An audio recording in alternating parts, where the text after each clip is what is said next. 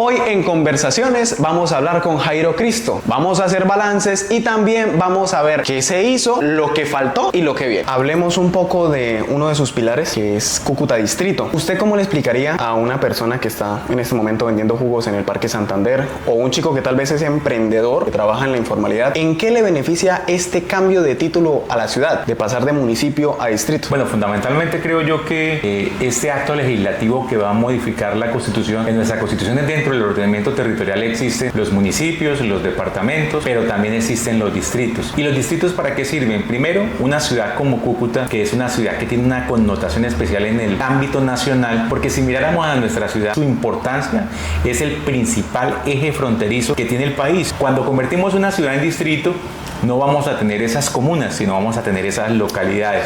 Entonces vamos a tener concentrados esos desarrollos de la ciudad en esas localidades, que fundamentalmente sería la localidad de la ciudad de Juan Atalaya, la localidad de la Ciudadela Norte, que es toda la zona del aeropuerto, la Ciudadela de la Libertad sería otra localidad, una localidad en la zona céntrica de la ciudad que la podríamos llamar la localidad Casco Viejo, y una localidad en el sector rural. Cúcuta va a funcionar como un taller de reconstrucción de un país muy importante, de un país que tiene la segunda reserva petrolera más grande del mundo, y esto va a permitir que esto sea un polo de desarrollo. En la medida que unifiquemos esta área metropolitana, en la medida que Cúcuta sea distrito, vamos a tener una mejor visión. ¿Y esto para qué le va a servir? Usted me decía, y bueno, y al señor que vende jugos, ¿para qué le va a servir esto? Esto le va a servir primero para mejorar la calidad de vida. Por eso yo creo que acá tenemos que cambiar el chip todos. Y la manera de cambiar ese chip solamente lo podemos hacer con un elemento. Y ese elemento se llama la educación. Por eso yo como educador, que me han pasado 2 periodos en el Congreso de la República, no he dejado de ser educador. Ya no me conocen como Jairo Cristo, sino como el profe. Eso soy lo que soy. Entonces necesitamos hacer que esta área metropolitana de Cúcuta se convierta en una ciudad que eduquemos para construir una verdadera ciudad. Usted dentro de este programa comentaba que quería que Cúcuta fuera un distrito fronterizo, comercial y ambiental. Desde su punto de vista, ¿por qué cree que en Bogotá es tan complicado que nos vean como ciudad? Porque se ha visto mucho que no nos ven como realmente la puerta de entrada al país desde el oriente. Importantísima su pregunta, y es miremos la historia de Cúcuta.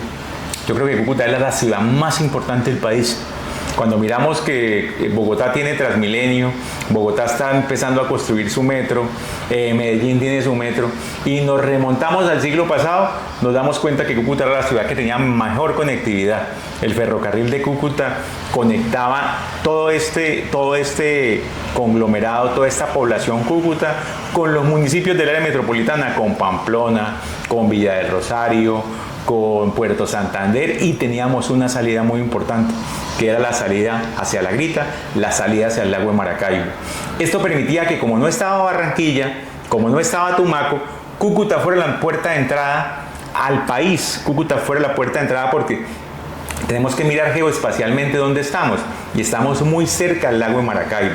Ese lago de Maracaibo es muy importante y tenemos que mirar cómo eso nos sirve.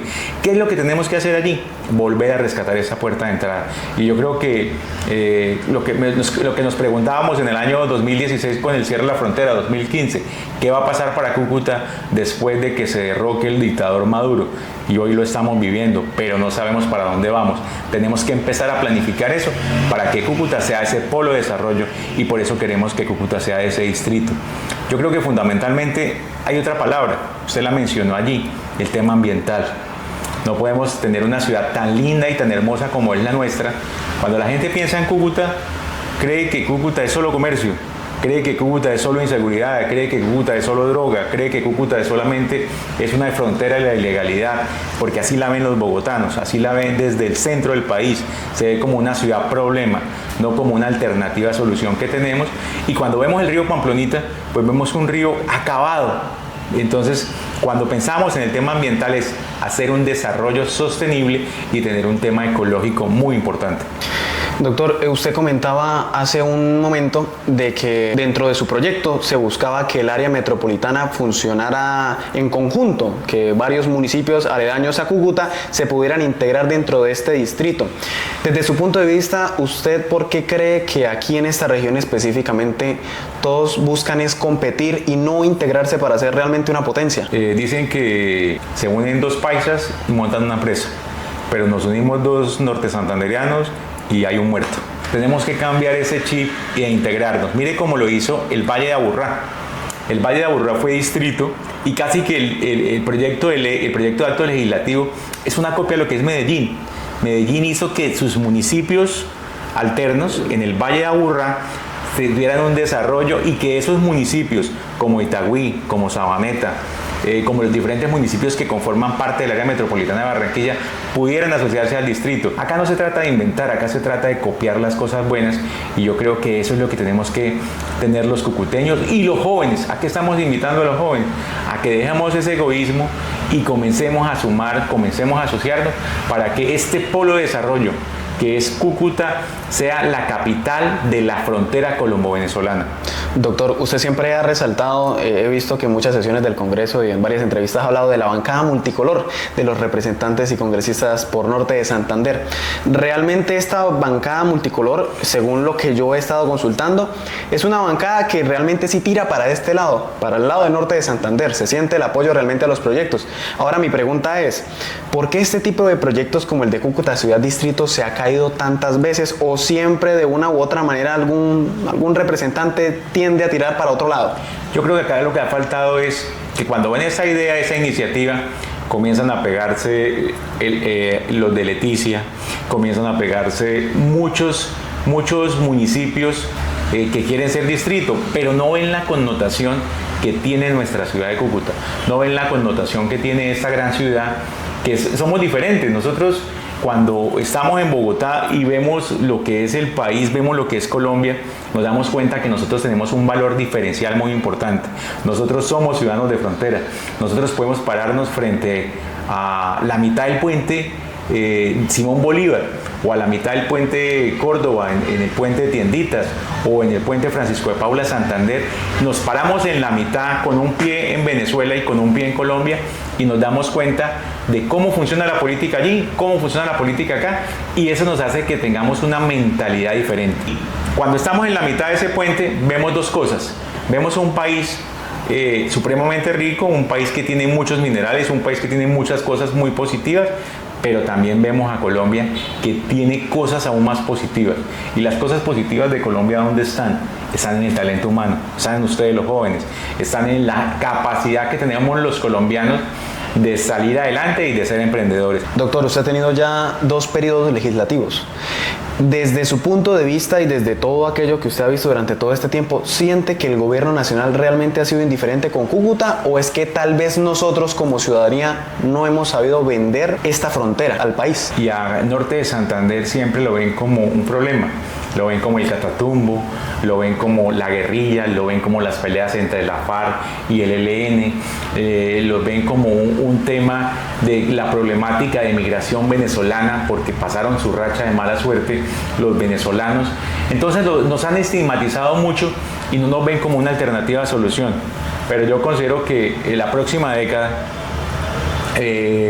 va a haber una reconstrucción total de Venezuela y Cúcuta va a ser la ciudad que le va a inyectar al PIB nacional unos recursos demasiado importantes. Yo creo que debemos estar preparados para eso.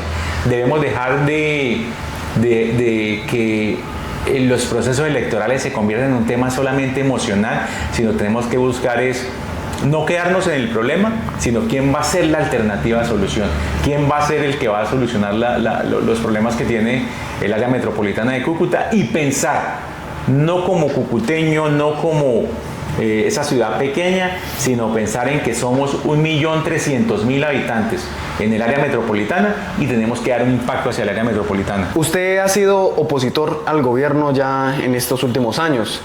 Desde su perspectiva, ¿cuál siente que ha sido la raíz del problema de este gobierno, la mala gestión que ha tenido este gobierno? Gustavo Petro podía ser la solución. Es un hombre que viene de abajo, es un hombre que quiere transformar, es un hombre que le está hablando al país de cambio, pero nos damos cuenta que sus problemas personales lo llevó a la presidencia, sus problemas personales, y no supo manejar el poder, se emborrachó con el poder. El cambio, como lo dicen la mayoría de norte santanderianos, fue un cambio en reversa. Nosotros nos damos cuenta por qué en Nariño gana Petro y por qué en el norte de Santander y en Cúcuta el pacto histórico no logra nada. Entonces nos damos cuenta por qué, porque es que nosotros tenemos un espejo donde vernos. Nosotros tenemos Sabemos qué pasó en Venezuela, un país rico, un país que tenía todo, y nos dimos cuenta cómo un líder lleva a ese país a la miseria. Eso nos atemoriza y nos hizo sentir que Petro iba por esa misma senda. Petro iba por una senda no de un cambio verdadero, sino de una transformación de pocos. Si hoy tuviera usted que calificar su gestión durante estos 2 periodos, pero la que tiene que poner la nota es su esposa Belén, ¿usted cree que Belén le pasa el año o tiene que quedarse recuperada en vacaciones? A ella calificarme le quedaría difícil porque se calificaría ella misma, ¿no? Porque ella es mi mentor, ella es la que me ayuda, la que me motiva. Pero le cuento que es bastante crítica. Cuando me dice eso le salió mal, me hace sentir como una cucarachita. Entonces, eso me parece muy importante. Yo creo que con Belén, yo la veo como una compañera de vida, ¿no? Es una mujer que iniciamos los dos, ella estaba en 8º grado, yo en 11 grado en el Colegio Salesiano. Nos conocemos de toda la vida, hemos construido, y yo creo que esta construcción, el haber llegado al Congreso de la República, el mirar hacia dónde vamos, hacia dónde transformamos, la mente es muy importante. Yo creo que la mente es como un campo de cultivo. Y si usted a ese campo de cultivo le da buenas semillas, obtiene buenos frutos. Entonces yo le digo que no hay que dejar que en esa mente crezca la cizaña, sino que en esa mente crezcan los frutos, crezcan las cosas buenas. Y yo creo que eso es lo que le estamos diciendo a los jóvenes. Siembren cosas buenas. Este momento, cuando un joven está entre los 18 y 30 años, es el momento de sembrar para que tengan buenos frutos de 30 a 50. Usted el año pasado había publicado un anuncio diciendo que se bajaba de la contienda electoral por amor al departamento. ¿Es realmente amor al departamento o es una diosidencia para tal vez aparecer en el tarjetón de las próximas elecciones en la ciudad? Yo creo que uno tiene que planificar su vida. La vida de uno dice, mire dónde empecé, mire dónde voy, para dónde vamos. Yo creo que acá hay un cúmulo de aprendizaje, un cúmulo de experiencia que tenemos que colocarlo al servicio de lo que más amo, como es el Departamento Norte de Santander, esta querida ciudad de Cúcuta, y esperemos a ver qué tiene Dios en nuestros designios, ¿no? Muchas veces hay que dar el paso, ¿sí? De decir, venga, pero usted cómo va a dar de la cámara. No, yo creo que había que dar el paso. ¿Por qué? Porque hay que darle oportunidades a mentes nuevas. Hay que darle oportunidad a nuevos líderes. Yo criticaba mucho, si usted me dio en la Cámara de Representantes, en los debates que se hicieron en la Cámara, criticaba mucho a los dictadores, ¿sí? Sí. Criticaba mucho a Nicolás Maduro, pero muchas veces los políticos colombianos se convierten en dictadores, no quieren soltar la teta, no quieren soltar el poder, no, y hay que darle paso a que no seamos dictadores, a que el Congreso de la República se haya renovado. Para mí es muy satisfactorio de que de los 5 representantes a la Cámara que tiene el Departamento Norte de Santander, 4 sean nuevos. Eso es supremamente importante porque va a haber ideas nuevas y ¿sabe qué es lo más bonito? Jóvenes. Son jóvenes, ahí tenemos a Amy Suárez, tenemos a Diana, tenemos a Ariel Rodríguez, tenemos otro nuevo que es a José Luis Duarte, a Cheli. Entonces es una gente joven que va a tener una visión diferente a la visión que tenía yo, y esto le va a dar una dinámica. Además, pues repite un representante muy gran ser humano como lo es Pipe Corso, que también es un muchacho joven, está repitiendo. Yo creo que había que darle la oportunidad que la merecía, porque pues también tiene ideas jóvenes para que este departamento se desarrolle. Entonces yo creo que tenemos que trabajar en conjunto. Sí, ese sueño, verme en el tarjetón, me parece lo mejor, pero hay que hacerlo